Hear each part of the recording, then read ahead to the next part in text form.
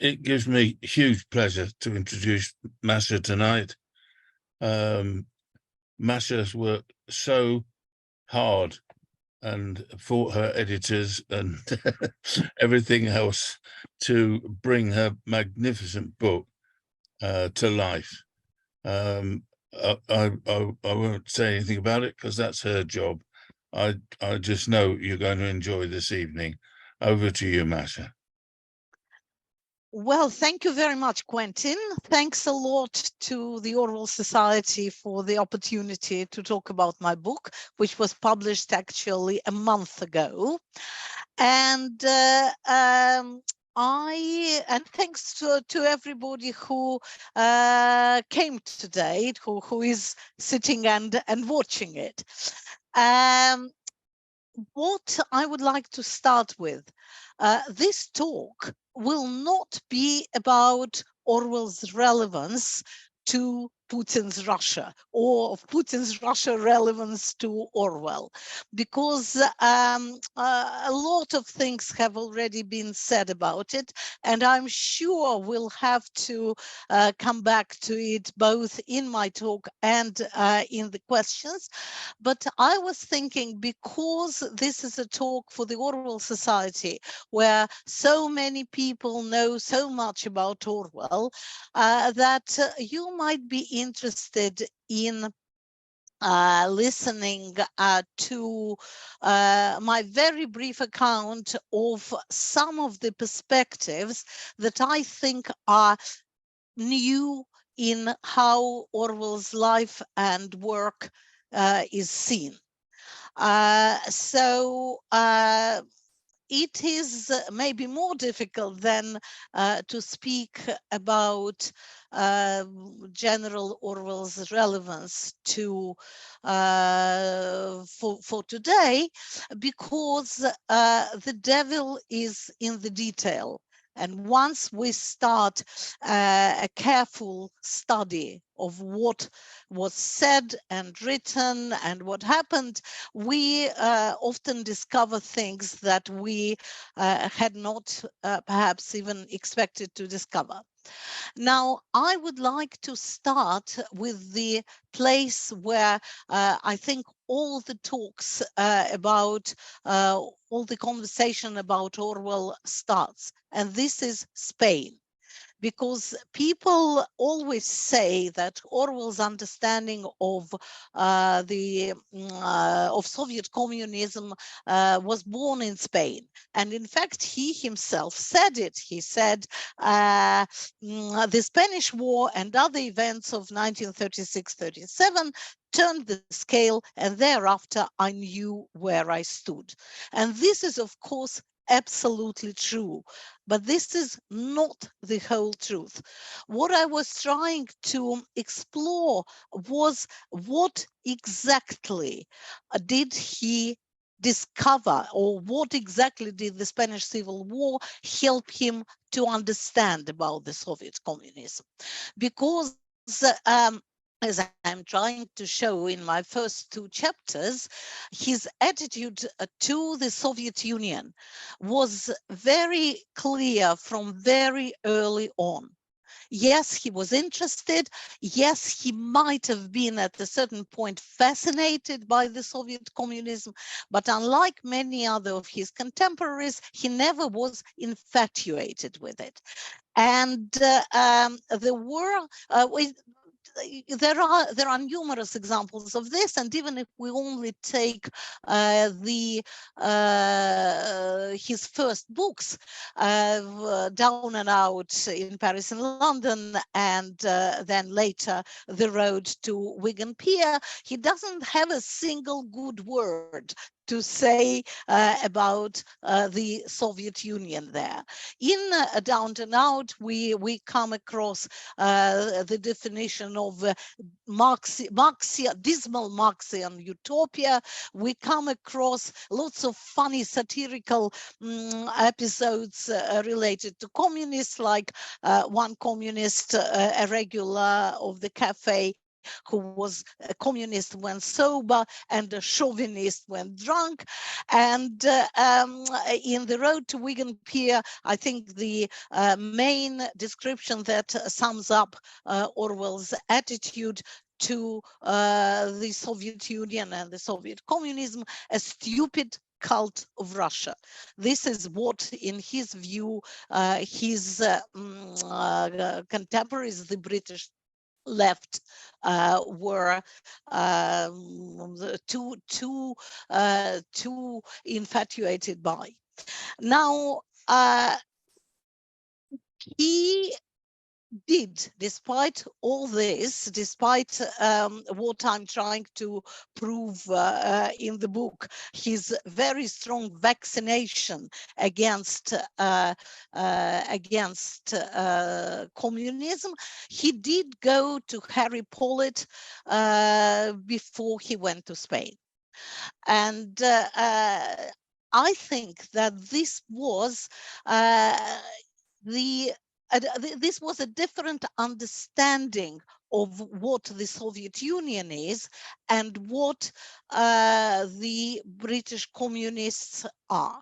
He thought at that point that British communists, like any other party of the left, were all right. Of course, he was skeptical, but he was still friendly towards them. Now, the main thing that he understood in Spain, I think, was that the Soviet Union was exerting a horrible influence over communist parties all over the world. And that made, as he said later in his preface to the Ukrainian edition of Animal Farm, the totalitarian propaganda affected enlightened people in democratic countries. He saw that we see the consequences of this today.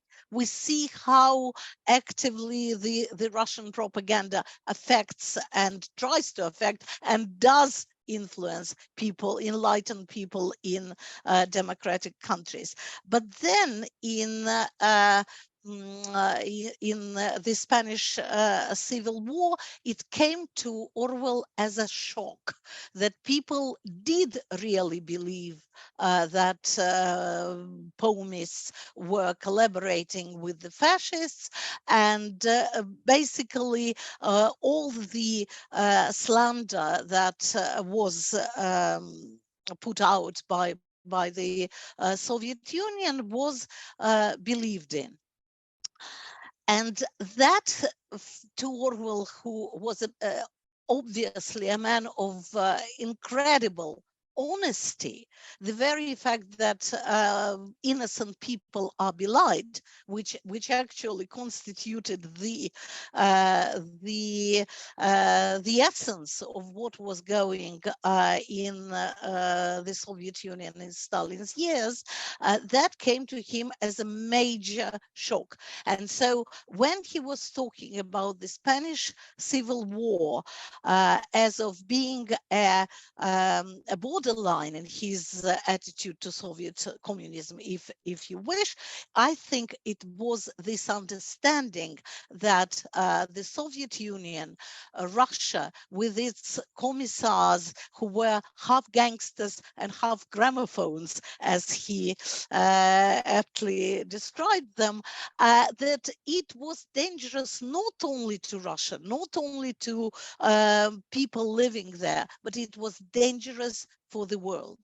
I will quickly, I won't go into all the detail because, as I said, there are very many of them, but I just want, now I'm going to start my slideshow, so let's see if it works. It does. So this is not very well known photo. Of course, it might be familiar to those who have already seen the book. It's a photo of the Congress of Lantis organization, Eugenia Lantis organization, SAT.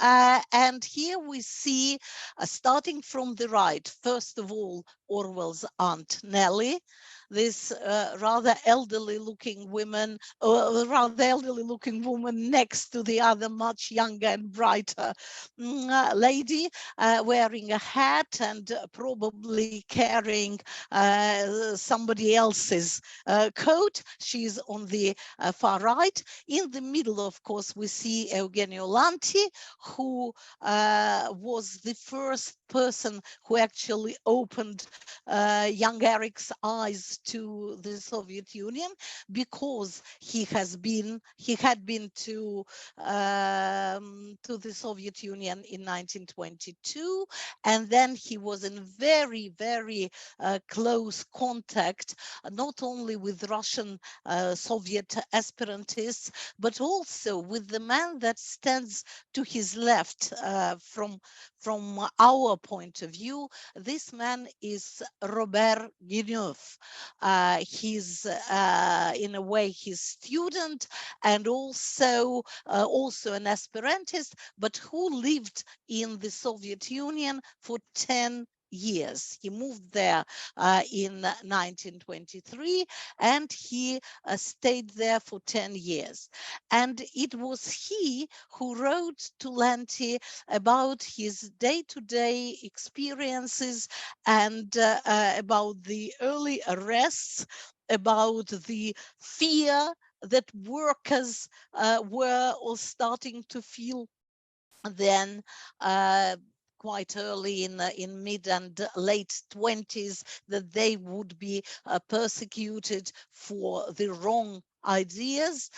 And as Robert Guineuf started as an anarchist and as a trade unionist, for him the idea that the revolution brought suffering to those who it was due to liberate was completely unbearable.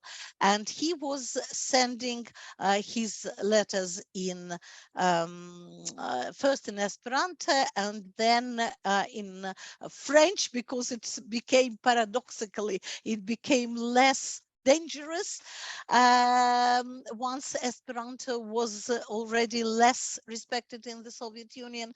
So, and he let Lanti know a lot.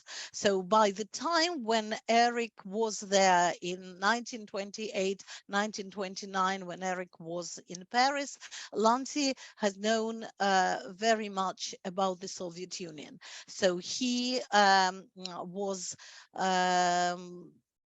he could tell Eric what was going on there. This book is written, well, it's collected from Guineuf's own diaries and letters, and some narrative of his grandson, Hervé Guineuf. Why Yvonne? Because that was the name that Robert Guineuf used for his publications, and some of them, one of them was written together with Lanti in Esperanto. Then he wrote a couple of them in French, and one of them was even translated, I think two of them, frankly, were translated into English. And he specifically explained what has happened to of the Russian Revolution.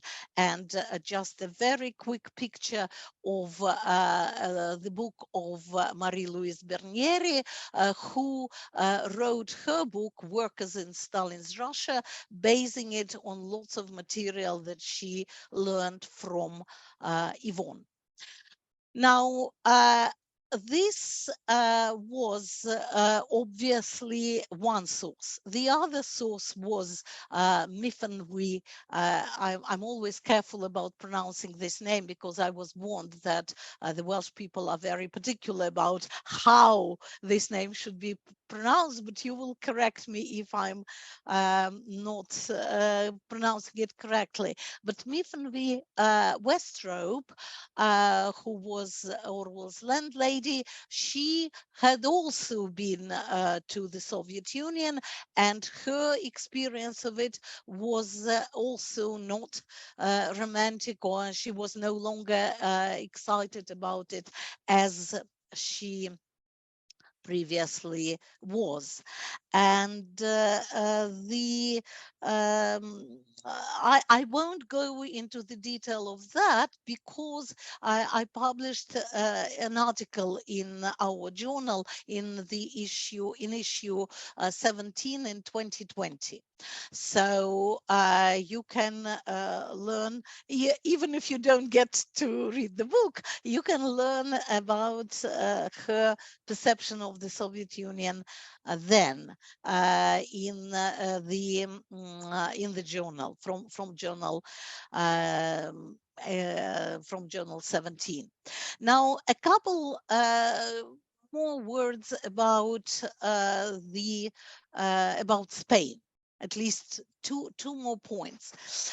One point is that today we know the name of the person who was responsible for building a crematorium where people like Kurt Landau and other enemies of Stalin ended up. His name is Stanislav Vaupshasov. What is rather horrible about this man, apart from the fact of killing all the people who hated Stalin and who Stalin, of course, hated, and who gave him orders to kill them in Spain, mostly foreigners, was that this stamp was published in Russia in 1990. It was a part of a series of Soviet spies, and although all the inscriptions are in Russian, maybe you can recognize, although the pictures are not so terribly good, but maybe you can recognize Kim Philby in the first of them. So Vaupshasov, who was the murderer of many people in Spain, was among these people. Now, another thing that was extremely important for Orwell's staying in Spain was that it was there where he started to imagine what it is to be a victim. In his essay on Koestler, he wrote that England lacks what might be called totalitarian literature, because to understand the world of concentration camps and secret police forces and torture and frame up trials and so on, one has to be able to imagine oneself as the victim. And for an Englishman, he said, to write Darkness at Noon would be as unlikely an accident as for a slave trader to write Uncle Tom's Cabin. So Orwell felt that he might be a probable victim, and in fact, very, very probable victim in Spain, had he not escaped. His friend, Georges Kopp, was a victim of the NKVD and KGB there. And when I look at the face of Sergei Dinamov, this is, of course, a prison photo of the editor who corresponded with Orwell and who hoped to publish The Road to Wigan-Pier in the Soviet magazine Foreign Literature. You can imagine Winston Smith immediately, because this is a very obvious victim of Stalin's repressions. And now it was this understanding of arbitrary nature of these repressions that made Orwell write in many of his letters, maybe half a dozen, maybe more, where he says, if I'm not in a concentration camp next year, the main thing is to avoid the concentration camp. So his artistic imagination was something that helped him to write his main book, 1984. And this was very well understood by the Soviet and Russian readers, and it was expressed by the first Orwell scholar in Russia, Victoria Chalikova, who said that she was mostly impressed by Orwell's ability to immerse himself completely in the role of a reflective and sensitive victim of political terror. And the very, very last thing about it, once I talked about Orwell as an artist, I was surprised. Maybe it has been known by everybody, but for me it came as a surprise that although Orwell says in Homage to Catalonia that nobody in England knew about the revolutionary changes in Spain. And then he describes the accusations of members of the poem as absolutely shocking, these accusations that they were collaborating with fascists. But in fact, the paper of the Independent Labour Party, the new leader, was writing about both these facts from August to December 1936. Basically, in every issue, it was a weekly paper. It wrote about the socialist developments in Spain, obviously in Catalonia, where anarchists were in power, so to speak. And then it did write very distinctly and very early, from mid-December 1936, about the political offensive, as they called it, against the poem, which originated in Moscow and was conducted by the Comintern. Orwell was sure to have seen these papers. Why does he not say about it? Well, of course, one reason is that the membership of the Independent Labour Party at that point was only 3,700 people, and it was a weekly paper. But still, my feeling is that he was trying, first of all, to be a writer, an artist in this book. And he wanted his readers to feel first a fascination and euphoria that he describes in the first pages of Homage to Catalonia, the euphoria of revolution, and then this horrible shock at the attack the communists committed against the poem. So that is what I think is primarily different in my approach to the Spanish Civil War, what I have in the book. Now, the second thing, completely different, but I think very, very important, is, of course, Orwell's sociological approach to facts, to history, and this is related to Franz Borkenau. Let me show you his picture. It's not the best of pictures, but that's sort of more or less an official portrait that his sons could find for me. Borkenau, I think, influenced Orwell a lot. And he was absolutely fascinated by the by especially by this sociological approach, by the social analysis that Borkenau offered in his books, starting from the Spanish cockpit and then the Communist International, which Orwell praised to the skies in his letters to Dwight MacDonald, saying that was, if he was to name one single book that influenced him, it was the Communist International, and then the totalitarian enemy.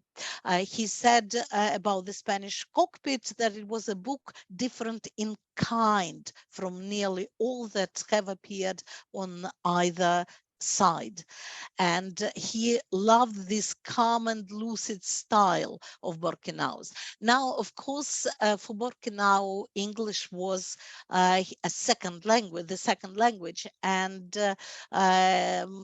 it wasn't style in terms of being stylistically beautiful, but it was a very clearly expressed thought. And when Orwell was writing about Borkenau, even reviewing him, he somehow, I think maybe even subconsciously, he translated Borkenau's dry and scholarly approach, wording, to much more artistic, metaphorical, and obviously a better English. Now, there is, because Borkenau, why did Borkenau know so much about Russia and the Soviet Union? Because he worked for many years for Comintern, and his task was to let Moscow and all the other comrades know what the foreign communist parties said about themselves in the process of this work. I think he worked there from 1924 to 1929, when he started criticizing the position of Comintern, which was that the Social Democrats were worse enemies of communists than the Nazis, the position which in Germany obviously led to the victory of the Nazis at the elections of 1933. Well, one of the things, obviously. But Borkenau was expelled from Comintern and the Communist Party in 1929. And Orwell said that it is a very, very unusual development for somebody. It's about the same thing as to convert from Protestantism to Catholicism. But for a sociologist, there can't be a better preparation than that for seeing what was going on in the world. And this is another picture of Borkenau, and to the left of us, to the right of him, is Melvin Lasky, the man who later on edited the magazine Der Monat, and then The Encounter, both of which were journals of the Congress for Cultural Freedom. Orwell died before the Congress was actually founded, because he died early in 1950, and the Congress was founded in June in June 1950. But many of what many things that, of what the Congress did came out of the drafts of the manifesto that Orwell is a combination of Koestler and Orwell, that Koestler and Orwell together were preparing in 1946. And it was a document that was aimed at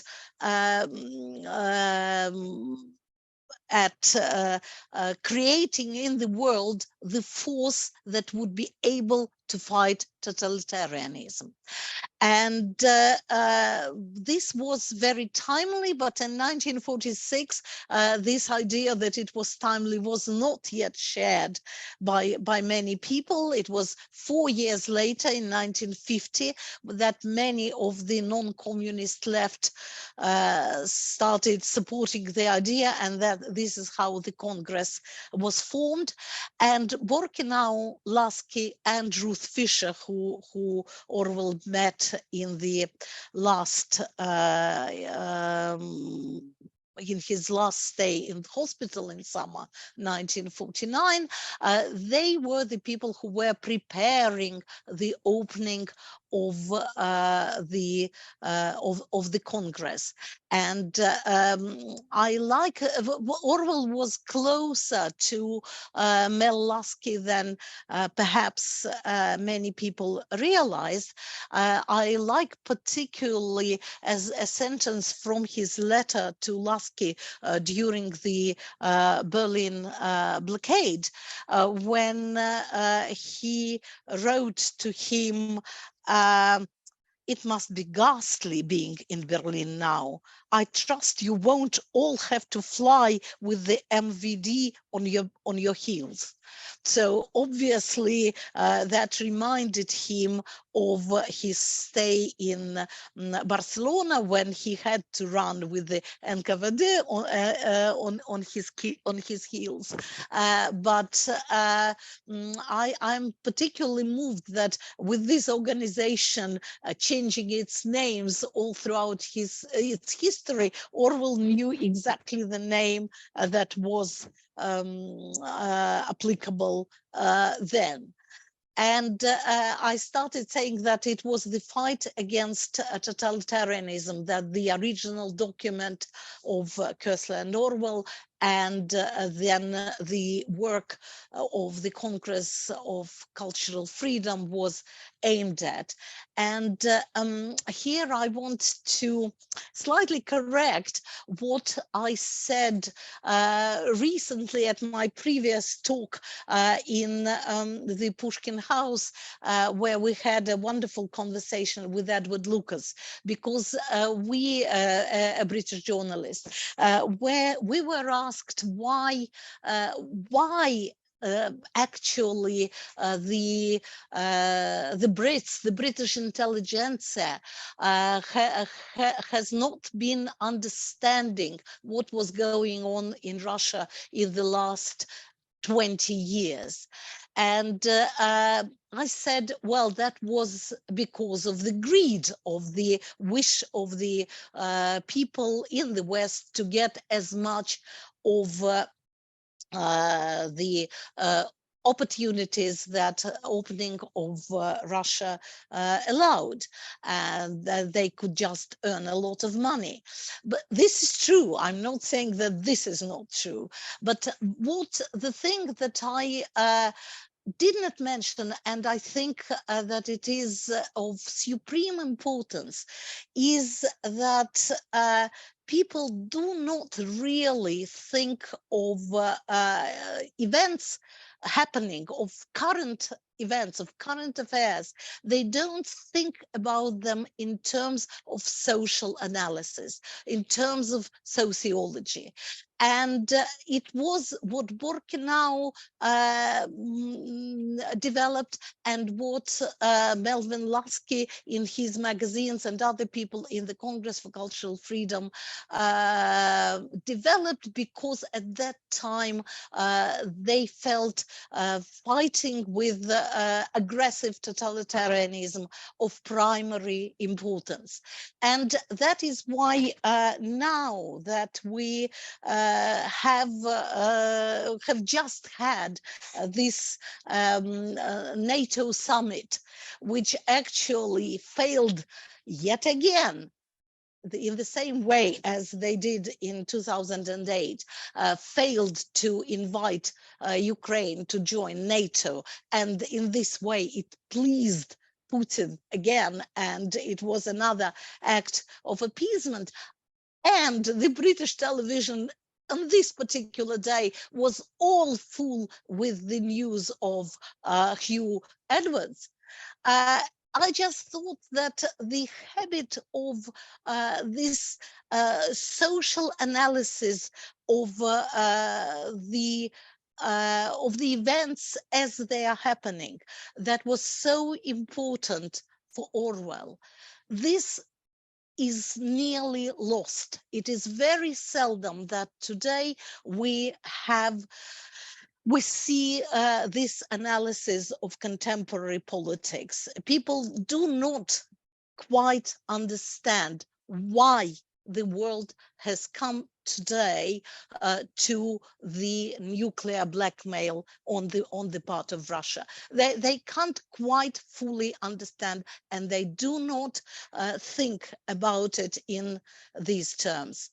I know that I need to finish at least in about 5 minutes, but in these 5 minutes, I'll tell you the very last and bit, coming back to the topic that I announced, how did he know?